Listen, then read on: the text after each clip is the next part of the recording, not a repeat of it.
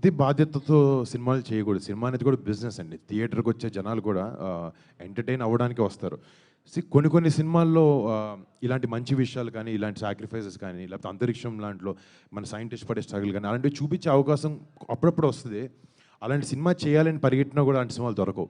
కానీ అలాంటిది వచ్చినప్పుడు ఆబ్వియస్లీ కెరీర్ స్టార్ట్ అయినప్పుడు ప్యూర్ ప్యాషన్‌తో ఎక్కువ ఆలోచించకుండా సినిమాలు పిక్ చేసి ఎలా ఉంటే అలా చేసాం. బట్ విత్ టైమ్ అర్థమైంది ఏంటంటే కమర్షియల్ వైబిలిటీ కూడా ఉండాలి సినిమాలో అనేది.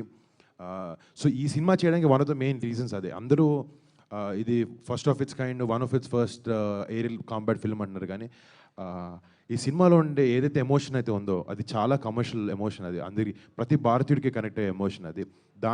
దాని గురించి కొత్తగా అది కొత్తదేం కాదు. అది 100 సంవత్సరాల నుంచి మనలో ఎప్పటి నుంచో ఉంది. అండ్ బట్ అప్పుడప్పుడు ఇలాంటి సినిమా చేసే అవకాశం దొరుకుతుంది. అండ్ రెస్పాన్సిబిలిటీ అంటే నిజంగా ఒక పర్సంటేజ్ వరకు ఉంటుంది. ఒక మంచి సినిమా చూపించాలి, యంగ్స్టర్స్కి ఒక మంచి సినిమా ఇవ్వాలి. వాళ్ళు ఇప్పుడు ఇలాంటి సినిమా చూసి ధైర్యంతో కానీ కరేజ్ కానీ పెంచుకునే సన్నివేశాలు ఉన్నాయి ఇలాంటి సినిమాలో. మేబీ అది వాళ్ళ లైఫ్లో ఇంప్లిమెంట్ చేసుకోవచ్చు, అది వాళ్ళకి హెల్ప్ అవ్వచ్చు. అండ్ ఆబ్వియస్లీ మన సోల్జర్స్ మీద రెస్పెక్ట్ కూడా వాళ్ళకి పెరగాలి, యంగర్ జనరేషన్కి తెలియాలి అనే ఉద్దేశం కూడా సినిమా ఇవ్వడం దాంతో అది కూడా డెఫినెట్గా ఉంది. అంటే ఇందులో ట్రైలర్లో చూస్తే మీ బ్యాచ్ మీద అర్జున్ దేవ్ అని ఉంది. సో ఇందులో రుద్ర అని హెల్మెట్ ఉంది, అంటే పైలట్ దానికి సంబంధించి కాక్పిట్లో ఉన్నప్పుడు రైట్. రుద్రనా అర్జున్ దేవ్? సో అర్జున్ దేవ్ అనేది పేరు అనమాట. అంటే ఫ్లై చేసేటప్పుడు ప్రతి పైలట్కి ఒక కాల్ సైన్ ఉంటుంది. ఇప్పుడు అలీరేజాకి ఏఎస్ అని ఒకటి, మనుషికి ఈవా అని ఉంటుంది, ఒక్కొక్కరికి ఒక కాల్ సైన్ ఉంటుంది అనమాట. సో ఏంటంటే ఫ్లై చేసేటప్పుడు రేడార్లో మొత్తం పేరు ఇప్పుడు కే సాయి వరుణ్ తేజ్ అని కదా, వరుణ్ లాగా అలా చిన్నగా అర్జున్ దేవ్ ఎందుకని చెప్పి రుద్ర అని పిలిచారు. ప్లస్ రుద్ర అనేది కూడా సినిమాలో నా క్యారెక్టరైజేషన్కి దగ్గరలో ఉంటుంది. ఎమోషన్, ఆ యాంగర్ కానీ అది ఉంటుంది తన క్యారెక్టర్కి.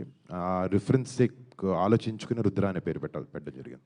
మన ఇండియన్ బేస్డ్లో ఆర్మీలో చాలామంది అందమైన అమ్మాయిలు ఉంటారు, అంతే తెగువ చూపించేటువంటి అమ్మాయిలు కూడా ఉంటారు. ఏంటండి మన ఆర్మీలో సో ఎంత తెగువ చూపించే మహిళా ఫోర్స్ ఎంత ఉంటుందో అంతే అందగత్తెలు కూడా ఉంటారు.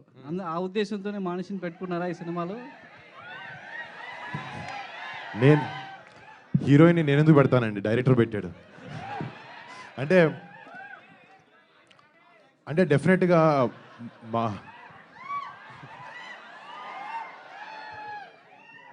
అంటే సినిమాకి తనని తీసుకోవడానికి రీజన్ కూడా అంటే డెఫినెట్లీ క్యారెక్టర్కి సెట్ అవ్వాలనే ఉద్దేశమే ముఖ్యంగా ఉంది. అండ్ ఆబ్వియస్లీ తన అందగత్త కాదనే దానికి డిస్కషన్ అవసరం లేదు, అది ప్రపంచం మొత్తానికి తెలుసు. అది అందుకే తను మిస్ వరల్డ్ అయింది. డెఫినెట్లీ తను not just beauty, she's beauty with brains. And అలాంటి ఆమె మా సినిమాకి మాలో పనిచేయడం కూడా నిజంగా వీఆర్ ఆల్ వెరీ హ్యాపీ. మనిషి ఇలాంటి యాక్టర్స్ మాకు దొరకడం అండ్ ఇలాంటి క్యారెక్టర్కి తను 100% జస్టిస్ చేసింది. మీరు యాక్టింగ్తో పాటు, మీరు అందంతో పాటు యాక్టింగ్ కూడా చూడండి. వరుణ్ గారు, ఈ సినిమాతో మీరు బాలీవుడ్కి ఎంట్రీ అవుతున్నారు కదా, so all the best sir. అయితే థ్యాంక్ యూ అండి.